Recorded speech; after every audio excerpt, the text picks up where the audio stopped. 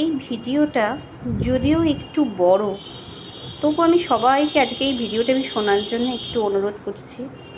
আজকে আমার মেয়ে দুটো কবিতা, একটা ঘরোয়া অনুষ্ঠান হয়েছে রবীন্দ্র নজরুল সন্ধ্যা, সেই ঘরোয়া অনুষ্ঠানে ও দুটো আবৃত্তি সেখানে করেছে, তাই আপনাদের সবাইকে শোনার জন্য অনুরোধ করছি। আর যদি ভালো লেগে থাকে তাহলে অবশ্যই লাইক, কমেন্ট এবং শেয়ার করে দেবেন। আমি আয়ন্যা দেব। আজকের আমার নিবেদন কবিগুরু রবীন্দ্রনাথ ঠাকুরের কবিতা হারিয়ে যাওয়া।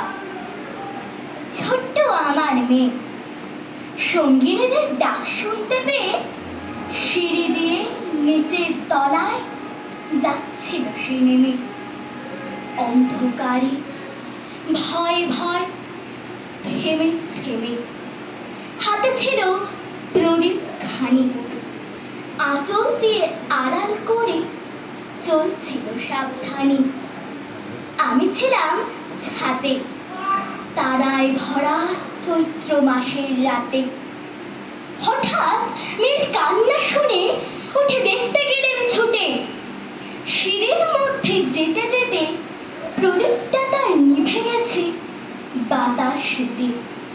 শুধাই তারে, কি হয়েছে বামি? সে কেঁদে কয় নিচে থেকে, হারিয়ে গেছি আমি। তারায় ভরা চৈত্র মাসের রাতে ফিরে গিয়ে ছাদে মনে হলো আকাশ পানে চেয়ে আমার বামির মতন যেন অমনি কে এক মেয়ে। নীলাম্বরের আঁচল খানি ঘিরে দীপ শিখাটি বাঁচিয়ে একা চলছে ধীরে ধীরে। নিত্য যদি আলো যদি হঠাৎ যেত থামি, আকাশ ভরে উঠত কেঁদে, হারিয়ে গেছি আমি। যদি বাবার এই ছোট্ট মেয়েটাই জীবনে প্রথম একটা কবিতা লিখত, তখন কি হতো জানো মা? আমি না কবিতা লিখেছি, তোমরা পড়বে কি তা? মার কাছে এসে খাতা মেলে ধরে ছোট্ট অপরাজিতা। রাগী চোখ মেরে মা তাকে বলেন, মাথা কি খারাপ হলো? ছাই পাশ্চাত না লিখে বরং অঙ্কের খাতা খোলো। মুখ ভার করে গুটি গুটি পায় গেল সে বাবার কাছে। কবিতা লিখেছি। ও বাবা, তোমার দেখার সময় আছে?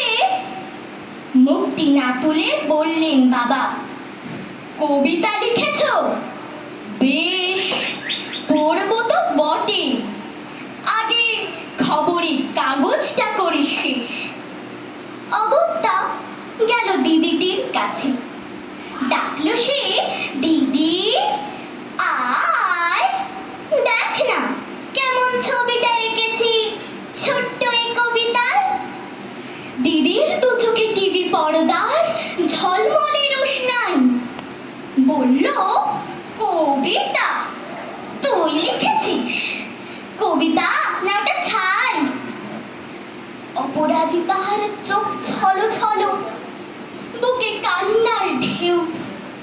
তার লেখা এই প্রথম কবিতা দেখল না পড়ে কেউ। একা ঘরে বসে সামনে তাকালো মালাতে সাজানো ছবি।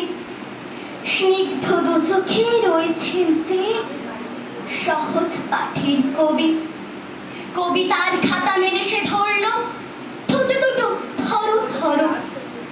বলল, ঠাকুর কেউ না পড়ো, তুমি এ কবিতা পড়ো। কি জানি কি করে কি যে হয়ে গেল এ কথার সাথে সাথে। রবি ঠাকুরের মালা থেকে ফুল ঝরল সে খাতাটাতে। মনে হলো তার সামনে দাঁড়িয়ে বুঝি রবীন্দ্রনাথ, মাথার উপর রাখলেন তার আদর মাখানো হাত।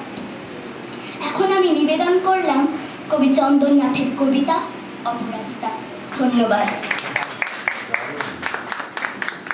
খুব সুন্দর বাচনভঙ্গিতে অয়ন্যা কবিতা পরিবেশনা করলো। আমরা ওকে ব্যাচ পড়িয়ে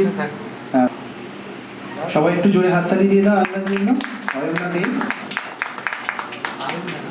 আয়ন্না।